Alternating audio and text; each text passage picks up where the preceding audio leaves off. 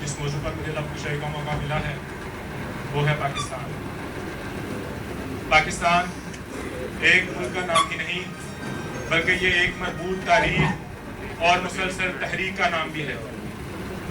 इसकी तारीख सदियों पर फैली हुई है और इस तहरीक को हर अहद में मुसलमान मुजाहिदीन और गाजियान हुर्रियत ने गिरां कदर कुर्बानियां देकर इसको जारी और सारी रखा। ये तहरीक क्या थी और इसकी जरूरत क्यों पेश आई? इस सवाल का जवाब एक जुमले में दिया जा सकता है कि हक और बातिल इकट्ठे नहीं रह सकते। इस तहरीक, इस जिद्दोजहद का मकसद ही ये था कि हक को बातिल से अलग कर दिया जाए। मुसलमान और हिंदू दो अलग कौमें थी, दो अलग कौमें हैं और दो अलग कौमें रहेंगी। मुसलमानों का फलसफा हयात, इनका तहजीब व तमद्दन, इनका मुआशरा, इनका रस्म रवाज, इनके अफकार और नजरियात, गोया हर चीज हिंदुओं से यकसर मुख्तलिफ और कतई जुदागाना थी। इसी तहरीक और जिद्दोजहद के नतीजे में 14 अगस्त 1947 को दुनिया के नक्शे के ऊपर पाकिस्तान एक अजीम ममलिकत के रूप में नमूदार हुआ। दोस्तों, आज़ादी अल्लाह का एहसान अजीम और एक बहुत बड़ी नेमत है। आज़ादी के कुछ तकाजे हैं जो इसको कायम रखने के लिए पूरे करने पड़ते हैं।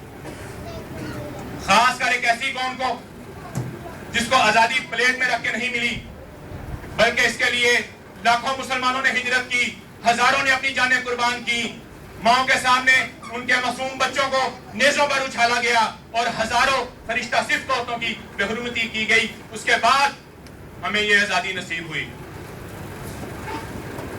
आज़ादी का अवलीन तकाजा तो ये था कि दो कौमी नजरिए की रोशनी में हम इस्लामी निजाम को फौरी तौर पर नाफिज कर देते। इस्लामी निजाम जो निजाम अदल है, जो निजाम मुसावात है, इस्लामी निजाम जिसमें किसी अमीर को किसी गरीब पर, किसी गोरे को किसी काले पर और किसी अरबी को किसी अजमी पर कोई फौकियत हासिल नहीं। इस्लामी निजाम में एक गैर मुस्लिम की जान और उसकी माल की हुर्मत भी वैसी ही है जैसी एक मुसलमान की जान और उसके माल की हुर्मत। मगर हमने क्या किया? आजादी को मादर पितर आजादी समझ लिया, कौमी मसाइल की बंदरबान शुरू कर दी और मफाद परस्ती की वो दौड़ शुरू हुई जो आज तक जारी है। दोस्तों, गरीबी, बदअमनी और महंगाई और बेरोजगारी ने आम आदमी की जिंदगी अजीरन बना दी है। आज अगर हम खुद को देखें तो नस्ली, लसानी और इलाकाई तहस्सुब में मुब्तला, मजहबी मुनाफरत और तबकाती कशमकश में गिरफ्तार, हमारी कोई समझ ही नहीं। मुल्क के दो सूबों में आग और खून का खेल खेला जा रहा है। क्या आजाद ममलिकत इसीलिए हासिल की थी? इसी दिन के लिए? नहीं, कतई नहीं। दोस्तों, आज के हालात मुश्किल जरूर हैं, मगर मायूस होने की जरूरत नहीं। मैंने देखा है अपनी कौम को इंतहाई मुश्किल हालात में, इंतहाई पाबंदियों के बावजूद, पूरी दुनिया की मुखालफत के बावजूद, हम ही वो कौम थे जिन्होंने अपनी सलाहियत हासिल की।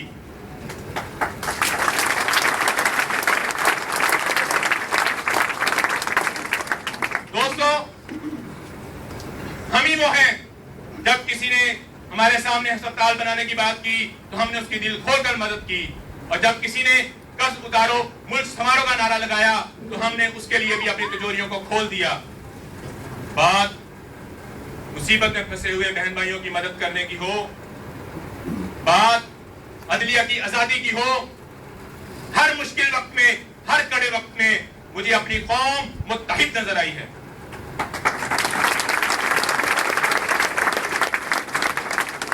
और दोस्तों, जो कौमें मुत्तहिद होती हैं, जिन कौमों में इत्तेहाद होता है, उनकी आजादी को कोई नहीं छीन सकता।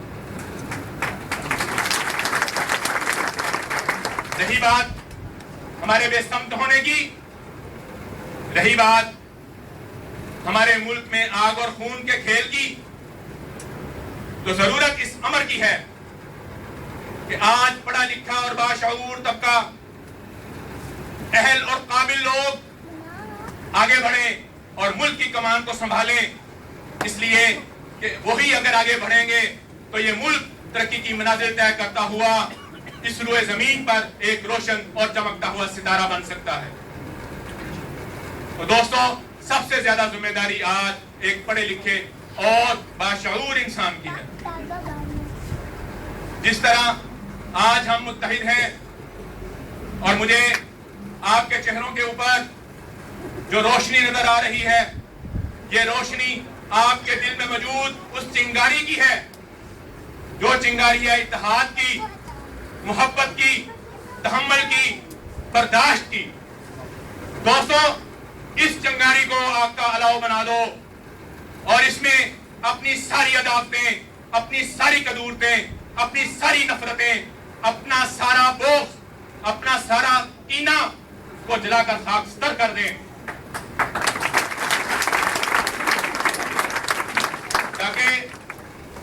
تاکہ ہمارے دلوں میں وہ نور پیدا ہو کہ اس نور کی روشنی سے ہمارے دل ایسے منور ہو جائیں کہ خیبر سے کراچی تک پورے پاکستان میں کسی کے پاؤں میں بھی کانٹا لگے تو درد یہاں ہو، یہاں۔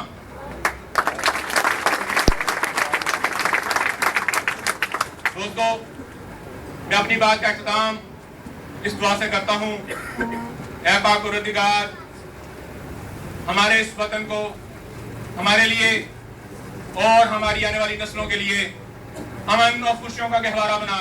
آمین۔ خدا کرے میری عرض پاک پہ اترے وہ فصل گل جسے اندیشہ زوال نہ ہو۔ خدا کرے میرے ہر ایک ہم وطن کے لیے خدا کرے میرے ہر ایک ہم وطن کے لیے حیات جرم نہ ہو، زندگی وبال نہ ہو۔ آمین یا رب العالمین۔ قائد اعظم زندہ باد، پاکستان پائندہ باد۔